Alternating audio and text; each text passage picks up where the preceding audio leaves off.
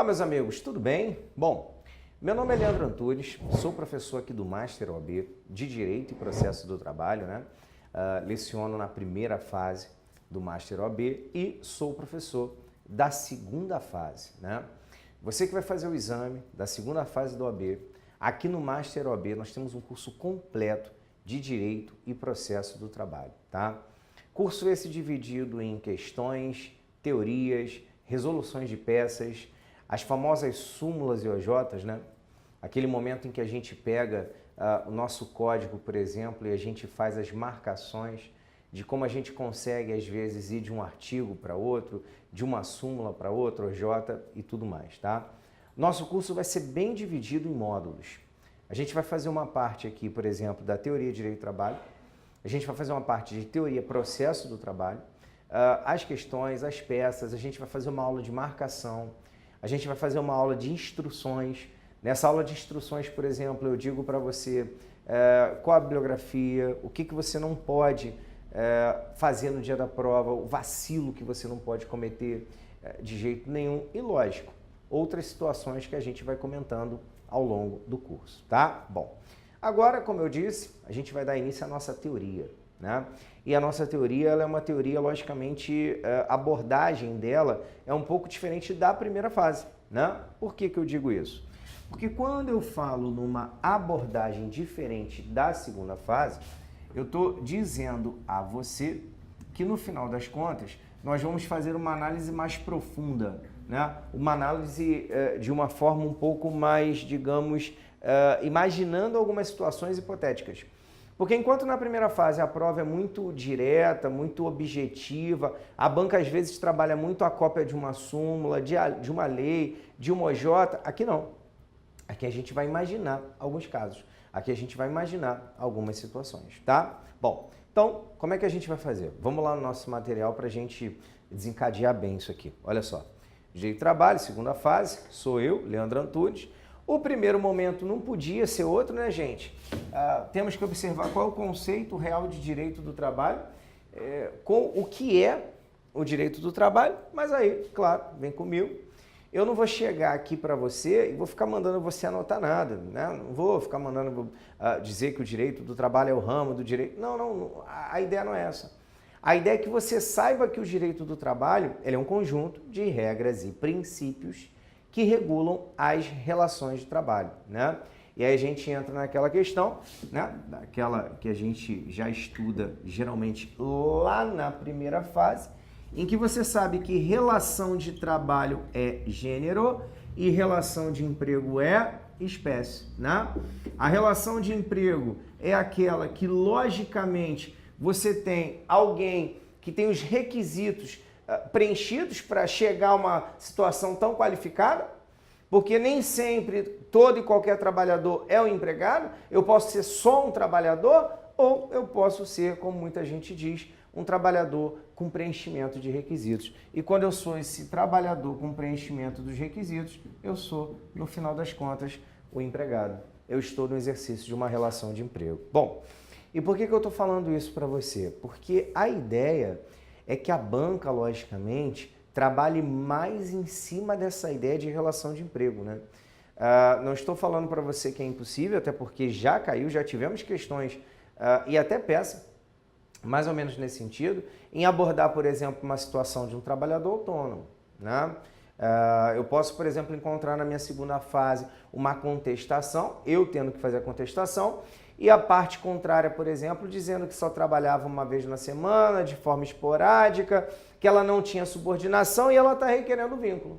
E eu vou ter que vir com a minha contestação tentando expulsar esse vínculo. Só que eu tenho que saber encaixar direitinho na contestação, né? Isso que a gente vai ver ao longo do curso, onde eu efetivamente alego um fato impeditivo, modificativo, extintivo, se tem prescrição, de que jeito que eu vou alegar a prescrição, tudo isso a gente vai ver aqui no nosso curso, tá? Agora, lógico, a base tem que ser construída. A base tem que ser construída e, principalmente nesse sentido, a gente tem que pensar no estudo de algumas situações que vão trazer, vamos dizer, fundamentos para respostas, para análise de peça, para determinadas situações. E não tem como começar melhor como a gente estudar melhor do que realizar um estudo acerca de princípios. Os princípios aplicados ao direito do trabalho. Mas é aquela análise de princípios imaginando algumas situações, entendeu? Pensando, pô, na prova, se a banca trabalhasse assim, como é que eu responderia? Inclusive, a gente vai ver, temos questões de provas anteriores, em que nas questões de provas anteriores, a banca, por exemplo, dava uma situação e perguntava qual era o princípio que respondia àquela questão, né? Então, o candidato realmente tem que estar antenado nessa fase. Bom, só para a gente continuar aqui o nosso material, vamos lá, só para a gente conseguir encaixar. Primeiro momento é o conceito, então eu já posso dizer a você que o direito do trabalho é um conjunto de regras e princípios, normas, que regulam as relações de trabalho como um todo, né? E não só as relações de emprego. O direito do trabalho ele pode ser dividido em direito individual do trabalho e direito coletivo do trabalho, isso é importante também. 90% da sua prova, geralmente, tá? São estatísticas que eu aqui no caso estou imaginando, mas 90% da sua prova geralmente é direcionada para o direito individual. Não é muito foco da banca trabalhar em cima de direito coletivo, por exemplo, em peça. Quando eu digo 90% é que só a peça, que é metade ali da prova, já vem em cima de direito individual. Agora, pode ser que uma das 4 questões seja em cima do direito coletivo. A gente vai ver aqui também. Agora, o enfoque, logicamente, quando não se estiver falando nada, né, quando não se fizer qualquer tipo de referência expressa, é que estaremos nos referindo aqui ao direito individual do trabalho. Jornada, remuneração, contrato, a extinção, a estabilidade, tudo isso está dentro do direito individual. Direito coletivo, questão da greve, questão da organização sindical, pode cair, lógico, a questão do conceito de acordo e convenção coletiva, tudo isso a gente vai observar aqui também no nosso curso, tá? Bom, então vamos lá, voltou no material, continuando aqui. E aí nós temos um conceito dado pelo professor Maurício Godin Delgado, tá? Que seria ali só um ajuste para a sua leitura, só uma introdução. É um complexo de princípios, regras e institutos que regulam no tocante às pessoas e matérias envolvidas a relação empregatícia de trabalho, além de outras relações laborais normativamente especificadas. Quando ele fala em outras relações laborais normativamente especificadas, eu posso dar um exemplo do cooperado. O cooperado, por exemplo, ele não é empregado, mas embora o cooperado não seja empregado, ele é estudado pelo direito do trabalho, tá? É mais ou menos por aí, tá ok? Voltou no material, bota lá. Diferenças importantes, relação de trabalho e relação de emprego, trabalhador e empregado. Você não vai ter dúvida em relação a isso. A relação de trabalho é gênero, a relação de emprego é espécie. Toda relação de emprego é uma relação de trabalho, mas nem toda relação de trabalho é uma relação de emprego. Consequentemente, todo empregado é trabalhador. Se você perguntar para o empregado o que ele está fazendo naquele momento, ele vai te dizer que está trabalhando, ele é um trabalhador. Mas nem todo trabalhador efetivamente é um empregado, porque essa relação pode se materializar de uma outra forma, tá? Então, essas diferenças são diferenças simples, são importantes, sim, principalmente para o efeito da sua prova. Pode ser que você tenha que, numa inicial, requerer o vínculo empregatício. Pode ser que na contestação você tenha que combater o vínculo. Pode ser que no recurso você tenha que estar por um dos dois lados. E, logicamente, que esses conceitos são super importantes, são basilares, tá? Então, vamos lá. Vamos para o primeiro ponto do nosso estudo. Olha aí, olha aí. O primeiro ponto do nosso estudo são os princípios do direito do trabalho, tá? Estudaremos, logicamente, os princípios aplicados ao direito do trabalho. Gente, por favor, me entendam. Quando eu digo que estudaremos os princípios aplicados ao direito do trabalho, os específicos, obviamente eu não excluo de amanhã ou depois, no nosso curso, fazer referência a um outro princípio. Por exemplo, princípio da dignidade da pessoa humana. Caramba, está muito atrelada a questão da relação do trabalho também, né? Eu tenho, por exemplo, um empregado que ele não pode ser posto em situações vexatórias, ridículas, humilhantes no ambiente da empresa, né? Porque senão vai estar ferindo a própria dignidade da pessoa humana. Mas isso não é um princípio específico de direito do trabalho. Isso é um princípio em regra ou de regra geral, tá? A gente vai começar a pensar em algumas situações dentro do próprio contrato de trabalho, tá? Vamos lá no material. Olha aí que interessante, ó. Bom, o primeiro princípio é o princípio da proteção ou tutelar, tá? É o princípio da proteção tutelar ou do protecionismo. O que acontece é o seguinte, quando você pensa nesse princípio 1, você pensa em um princípio que não vai dizer que o direito do trabalho é parcial. O direito do trabalho ele não pode ser parcial. O direito do trabalho, o processo do trabalho mais ainda, o juiz, inclusive, ele tem que ser imparcial. Ele não pode ter uma parcialidade, né? Bom, agora, óbvio que nessa relação estrutural, empregador, empregado, empregado, empregador, você tem a chamada parte fraca e você tem a parte, vamos dizer aqui, com maior poderio econômico. O empregado é considerado hipossuficiente nessa relação. O empregado é considerado parte mais fraca nessa relação.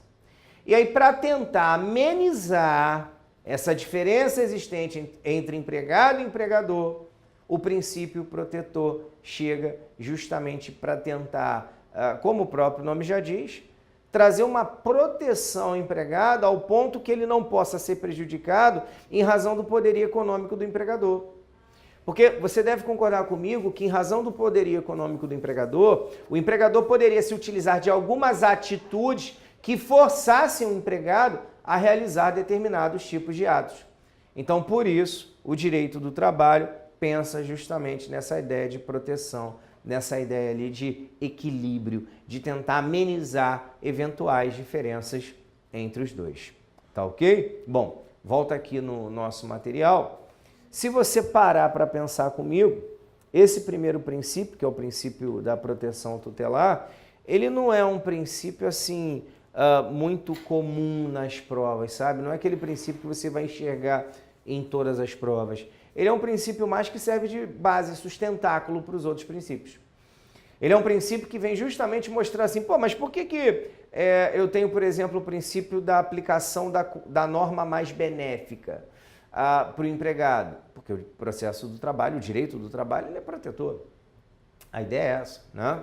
A gente sempre costuma dizer isso. A relação de emprego, ela não é uma relação só do empregado, ela é uma relação social, né? Você tem impacto social naquela situação. Então, logicamente que quando eu penso na proteção, daqui decorrem outros princípios, daqui decorrem outras situações. E um dos princípios que a gente mais conhece, que a gente mais encontra, é esse número 2, vamos lá no material, que é o famoso princípio da primazia da realidade, tá?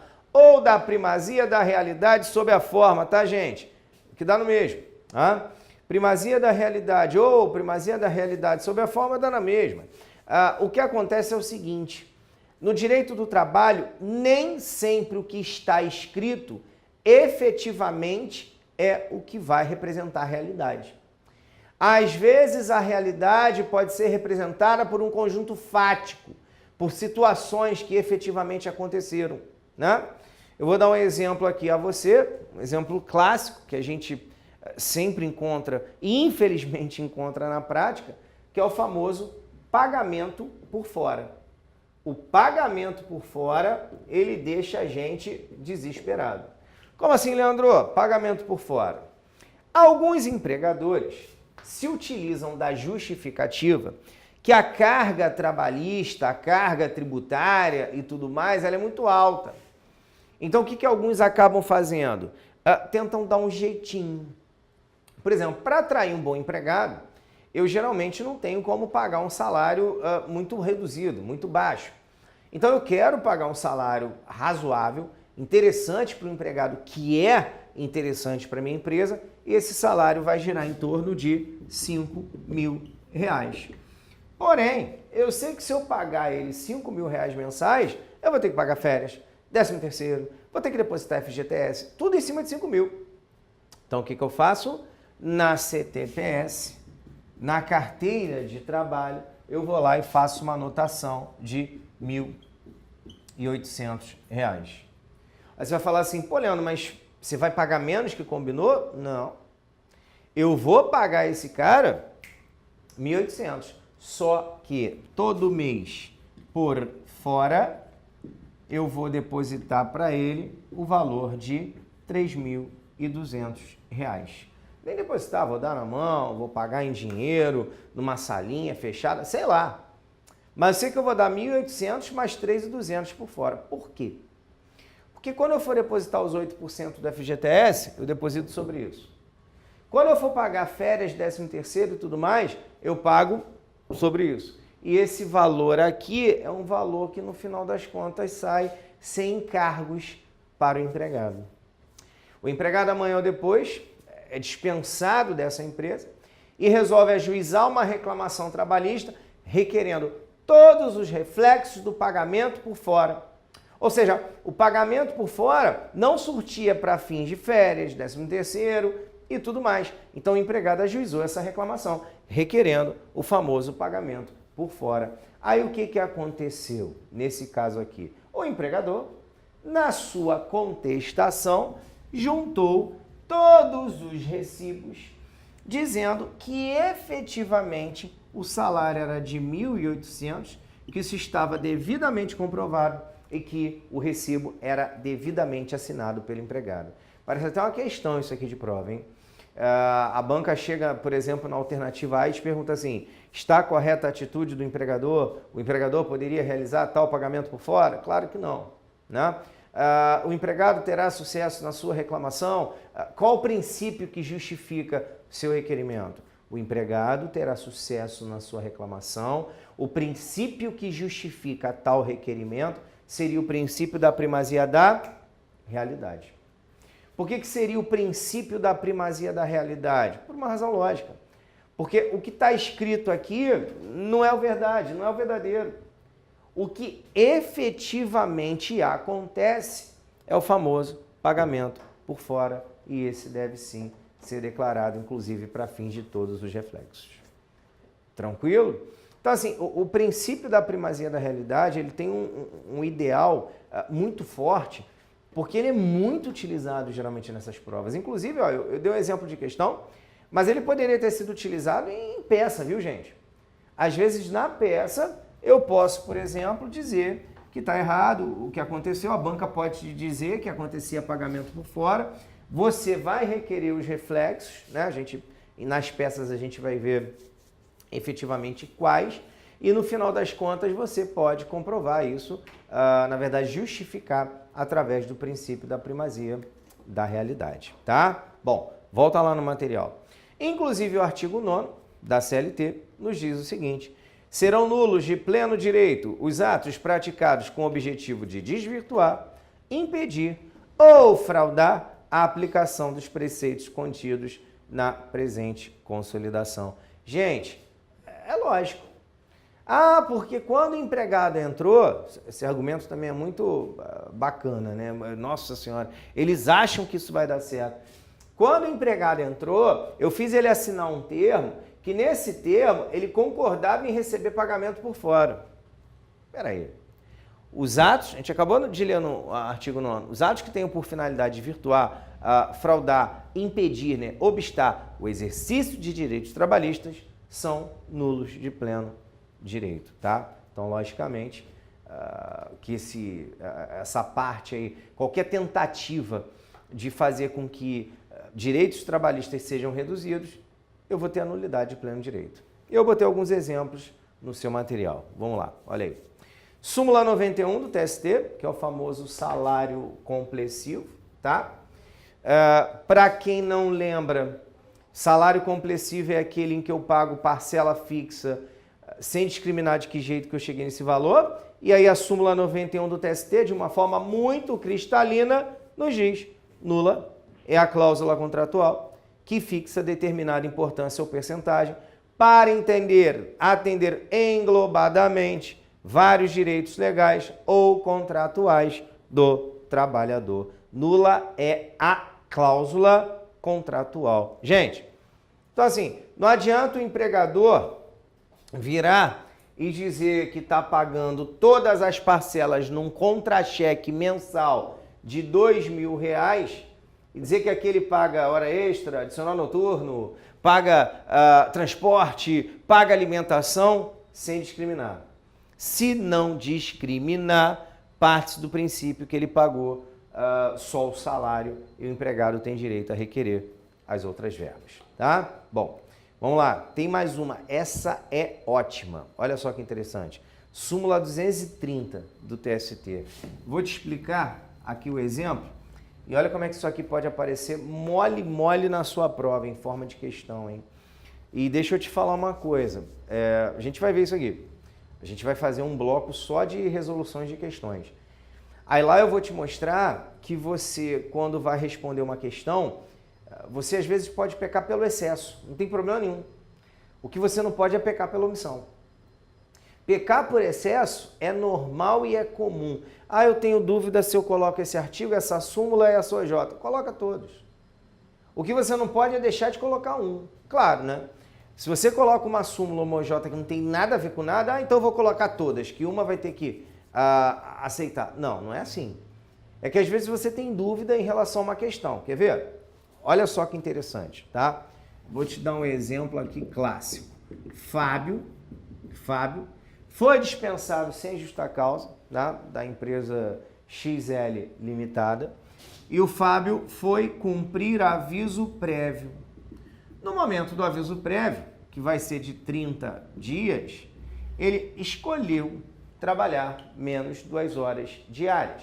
Então, Fábio vai trabalhar menos 2 horas diárias. Nesse caso, ele que tinha uma jornada de 8 horas, vai passar a trabalhar 6. Então, durante 30 dias, esse cara vai trabalhar 6 horas. Só que aí o que aconteceu? O que houve aqui no final das contas? O empregador olhou para o Fábio e pensou assim, Fábio, você trabalhar só 6 horas para mim é muito ruim, é muito complicado eu deixar aqui você trabalhar só nesse período. Eu preciso, mesmo no aviso prévio, que você trabalhe mais. Aí o Fábio virou para ele e falou assim, não, é direito meu, eu tenho direito à redução de 2 horas. Tem problema não, Fábio. O que eu faço? Eu te coloco para trabalhar mais 2 horas extras e faço o pagamento dessas horas como horas extras. Chama o Fábio num cantinho e diz assim, assina aqui para mim que você vai cumprir o aviso prévio de 6 horas diárias, porque é o que a lei manda eu fazer. E eu vou te pagar essas 2 horas a mais que você vai trabalhar por fora, como horas extras. O Fábio, tentado naquela situação, pensou assim, pô, mais 2 horas extras por dia vai dar um dinheirinho bacana no final do mês. Então acho que eu vou nessa, vou aceitar esse negócio. Bom, pela primazia da realidade, o que está escrito pouco importa. O que importa é efetivamente, quer dizer, aqui o que está escrito pouco importa. Pouco importa se o que aconteceu foi diferente daquela realidade. Está escrito que o Fábio cumpriu aviso prévio de 6 horas diárias. Porém, o Fábio cumpriu 6 horas diárias mais 2 extras. E isso efetivamente aconteceu. Sabe qual é a consequência? Sabe qual é aqui o desencadeamento disso? É que o aviso prévio do Fábio vai ser desconsiderado. Acabou. Desconsidera o período do aviso. E por uma lógica muito simples, por uma situação muito razoável aqui da gente imaginar. Quando você, por exemplo, cumpre o aviso prévio, você tem essa redução de 2 horas, essa redução de 2 horas é para você procurar um outro emprego, para você buscar uma outra situação de vida, porque afinal de contas você acabou de ficar desempregado. Então, por força disso, quando o empregador substitui essas 2 horas por horas extras, a finalidade da redução não foi alcançada. É como se o empregado não tivesse cumprido o aviso prévio. Isso aqui pode ser uma questão, pode ser peça para vocês, pode ser uma situação de peça. E sendo uma situação de peça ou sendo uma questão, o fundamento aqui, real, mas o empregador justifica através de um comprovante que ele trabalhava 6 horas. Mas na realidade era outra coisa que acontecia.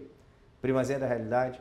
E além da menção à primazia da realidade, eu ainda teria a súmula 230 do TST. Vamos lá, por favor. súmula 230, que vai nos dizer o seguinte: é ilegal substituir o período que se reduz da jornada de trabalho, no aviso prévio, pelo pagamento das horas correspondentes. Ou seja, tanto faz. Gente, essa questão de primazia da realidade ela é importante, só para você observar. Questão de férias, por exemplo. Pô, isso é batata, né? Eu conheço, né, algumas situações em que empregados dizem, por exemplo, que estão há, sei lá, 7 anos sem nunca tirar férias. Aí eu até pergunto assim, pô, mas espera aí, 7 anos sem tirar férias? Não, é verdade. E as férias, elas têm uma finalidade que é de descanso do corpo e a mente, né? O empregado tem que descansar o corpo, o empregado tem que descansar a mente, o empregado ele tem que voltar para trabalhar melhor. Então, não adianta, por exemplo, eu querer chegar para o meu empregado e dizer para ele que ele não vai usufruir férias porque eu preciso dele no período. E aí o que acontece na prática? Tem empregador que manda o empregado vender as férias seu período total, quando na verdade as férias, elas em regra, só poderiam ser vendidas em até 1/3, né? Ninguém pode vender mais de 1/3. Só que o empregador vai lá, cobra do empregado a venda dos 30 dias, o cara vende. Infelizmente, por força desse mundo que nós vivemos, às vezes o empregado vende com prazer, porque ele sabe que vai ganhar mais um pouquinho, só que a finalidade dela não é alcançada. Como assim, Leandro? A finalidade dela não é alcançada? Quando eu digo que a finalidade dela não é alcançada, o descanso do corpo e da mente não aconteceu. As férias não foram criadas para dar dinheiro para o empregado. As férias foram criadas para que ele pudesse recuperar o corpo e o psicológico, a mente, o metabolismo, o que fosse. Então, quando o empregador compra, ele não é, às vezes, vamos dizer, desprecavido, né? Ele não quer ficar, aqui no caso, sem qualquer tipo de precaução. E aí o que ele faz? Manda o empregado assinar um termo de que gozou as férias naquele período. Isso acontece muito. Aí o empregado vai, assina um termo de que gozou as férias naquele período, mas na verdade não houve gozo de férias nenhum. Eu peguei uma situação uma vez que era interessante e lógico, tinha tudo a ver com o princípio da primazia da realidade, que era assim, ó, período aquisitivo, né? O empregado aquisitivo. O empregado tem que trabalhar 12 meses, né, para ter direito às férias. Então vinha o período aquisitivo 12 meses. Depois, o empregador tem 12 meses no tal do período concessivo. Uma empresa não dava férias para os empregados, sabe? Então, por exemplo, não dava mesmo, não dava na cara de pau, na careta. O empregado conquistava o direito às férias, aí depois vinha o período concessivo, no período concessivo o empregador não concedia e, como ultrapassava o concessivo, ele remunerava em dobro. Entendeu? Por exemplo, eu adquiri o direito às férias. Legal, adquiri. Vou conceder. Concedo. Se eu conceder dentro, legal. Só que não concedia. Vai lá e paga em dobro. Aí, esse caso que eu peguei, o empregado foi reclamar em relação a isso e entrou com uma ação pedindo o período de férias. Aí o empregador alegou na contestação o seguinte, não, ele não tem mais direito às férias, porque eu já paguei em dobro.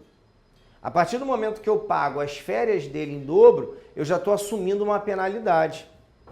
O pagamento em dobro é uma penalidade pela não concessão dentro do concessivo. Porém, o direito ao descanso do empregado, ele permanece. Então, além de receber em dobro, o empregado teria direito a uma fixação do período de férias posteriormente. Se o empregador não conceder, essa fixação pode ser judicial. Esse período, né, pode ser ali fixado de forma judicial, tá? Bom, com isso, a gente encerra essa parte do princípio da primazia da realidade, mas se você observou, a gente vai falar muito ainda desse princípio em várias situações no direito do trabalho. Com isso também eu vou encerrar esse bloco. Próximo bloco a gente volta e continua tratando aí do tema princípios aplicados no direito do trabalho. Forte abraço, ótimos estudos. Vamos em frente, hein? Até daqui a pouco. Tchau, tchau.